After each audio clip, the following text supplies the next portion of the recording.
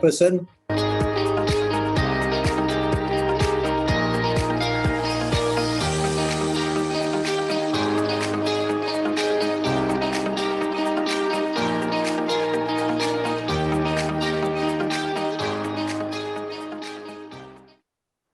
Mr. and Madam Chairperson, fellow academics, members of the audience, Assalamualaikum warahmatullahi wabarakatuh. Good morning to all of you.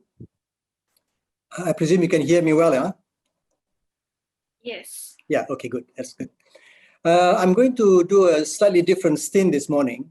I'm going to address and relate my personal experience over the last 25 years in a major apex university.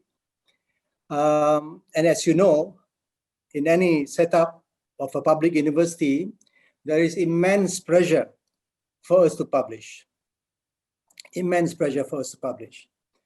And what I'm going to do is to relate to you how my coping mechanism of how I manage, I think, to come out from that pressure over 25 years with my sanity, I think, preserved, with my hairs probably okay, and with enjoyment in my life.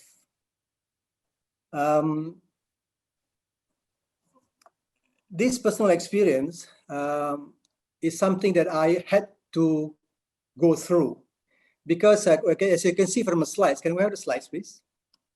Okay, as you can see from the slides,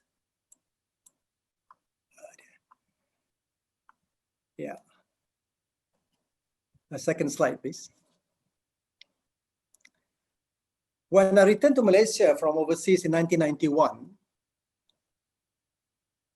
I don't understand publication and research because I was working as a clinician through and through, and I'm a pediatrician, and I'm still practicing as a pediatrician now. I have 0 citations. I don't understand age index at all. And little did I realize that when I stepped my foot into what was going to be an apex university, the expectation was more than a clinician. The expectation was how to preserve the apex university's ranking, and with the ranking, how to maximize the research output. And throughout the journey over the 25 years in USM, I had the chance to be the head of Department of Pediatrics, Deputy Dean, and eventually the Dean. And at that various points in my life, I managed to see how people suffered, how clinicians especially suffered, and how the clinicians became very, very tired. And often, sometimes leaving the care of the patients to junior medical officers and not leading treatment and not being seen as a role model in giving medical treatment to patients. People have come to me at the time of my leadership position, complaining that they have to compete with their kids doing the homework while they have to write papers. And that's very, very distressing. And I've seen also clinicians who really basically have had to leave the university because they could not cope with the pressure of having to publish because they don't understand publication. Just to relate my own experience, former pediatric professor Hamish Simpson said to me that when I first attempted to write a paper, he said my paper was a novel. It's not a Nobel winner, but it's a novel. It's a storytelling. So that was how us clinicians were not aware or not trained to do this. And eventually there is a potential waste of resources in the university because we keep looking good clinicians who are very, very good at treating patients, but needed help with publications. And in that position also, I managed to see how people cheated, how great clinicians turn into pseudo-authors, and how great clinicians retreated into their own offices And instead of treating patients and being seen to be treating patients by the students, they retreated into their bunkers for writing, because writing became a KPI. And that left the medical students in a lurch. Next paragraph, next slide, please. I'm particularly interested in this study published in 2009.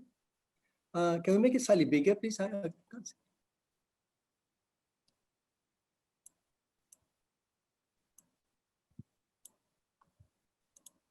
Regarding the burnout physicians, the saying the finding from the Archives of Internal Medicine, published in 2009, says that physicians who spend less than 20% of their work effort on the activity they find most personally meaningful are nearly 3 times more likely to be burnout than those who spend at least 20% of their work effort on such an activity. Meaning to say that if they spend too much time on something that they don't like doing, that can lead to a burnout. And this is published in that particular journal.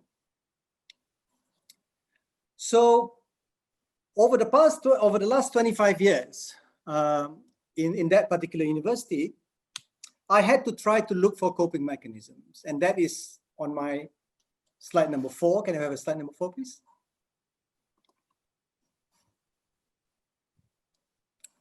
Hi. Can we have the next slide, please?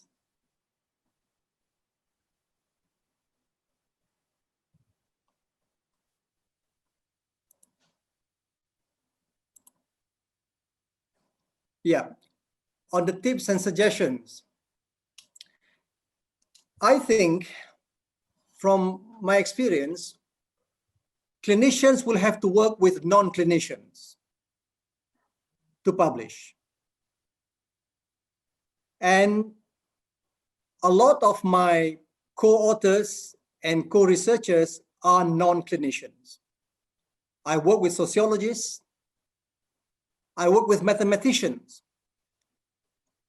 In UTM, the study was how to make a best guess in epilepsy.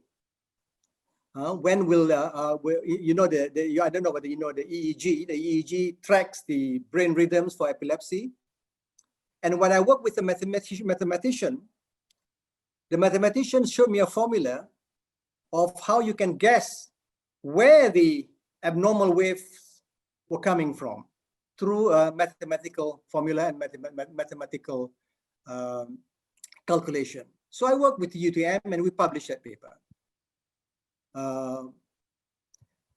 Also, we have worked with experts in remote sensing now. I don't know whether you're familiar with remote sensing. Remote sensing is a satellite technology where using the technology, you can guess the fertility of a soil in an area. You can guess the rainfall. And I engaged with them because I knew that the problems of malnutrition is linked to geography. So we look for experts in remote sensing, and we found experts in remote sensing. And I gave the medical input to people in remote sensing.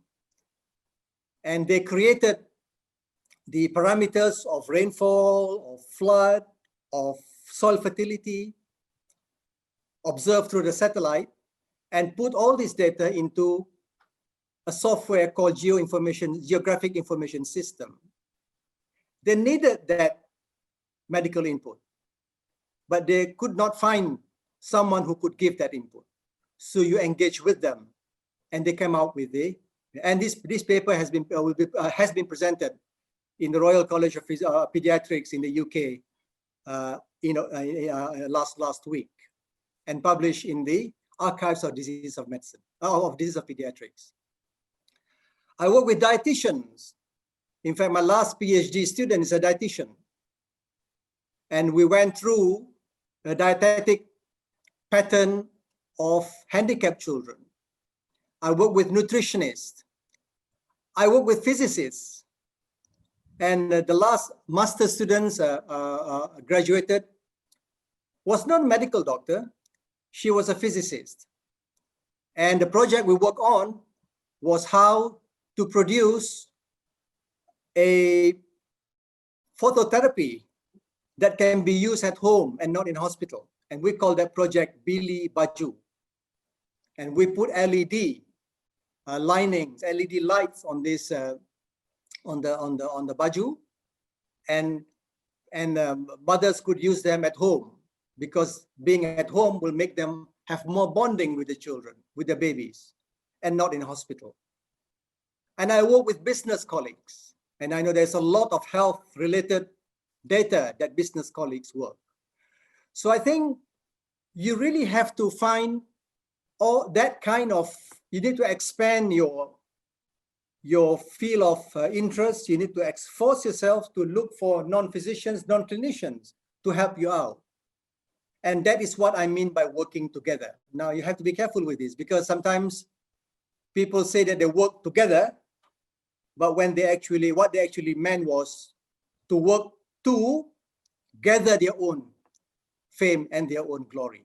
So there are two different meanings to it. You know, sometimes people say that they're working together, while in actual fact that it is not working together as a team, but once a product has been launched, once a paper has been published, it is to gather their own fame and their own glory. So we can pick up people who have this kind of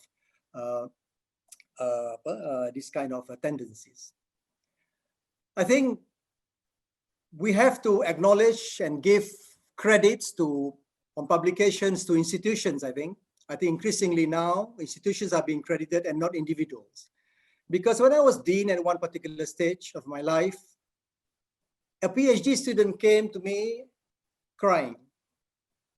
She said that she has done all the work, all the papers that came out from a PhD, but her supervisor insisted that the supervisor's name is to be put in front. So these are damaging for your reputation, damaging for the students, and also damaging for the and also ethically damaging. Amongst other things that we can help from my past experience was to organize writing retreats. And from one of those retreats, together with my scientist friends and other people, we managed to publish 6 books, would you believe it? 6 books. And what we did was, we went to Bacho, not far, but everybody has to bring their own family. We went there, and while the families are enjoying their life in the swimming pool and so on, the writers spend their time in the library of that place writing. And this is not exaggeration. We managed to publish 6 books together with Professor Teguh from that exercise. So maybe this is something that you need to consider. You also need to consider maybe an internal sabbatical leave, for example, where maybe not known to the dean, just arrange amongst your colleagues that you will have 1 week of writing while others do the job for you, teaching and so on. So I think this approach was an approach which was practical, an approach which I think worth trying to keep your sanity intact. From 0 citation, 0-ish index, I think I didn't do well because I needed 25 years to produce a H index of 15 and citation of about 600 or 700. No, not well. Not well at all for somebody who, I'm not comparing to even Dr. Nurhanis, and certainly I feel ashamed because I don't have that many publications compared to our own Prof. Shaiful, for example. But I think I can retire with a smile. I can retire with knowing so many people that I've engaged throughout my career. and I think I retire a happy man. Thank you very much for your attention.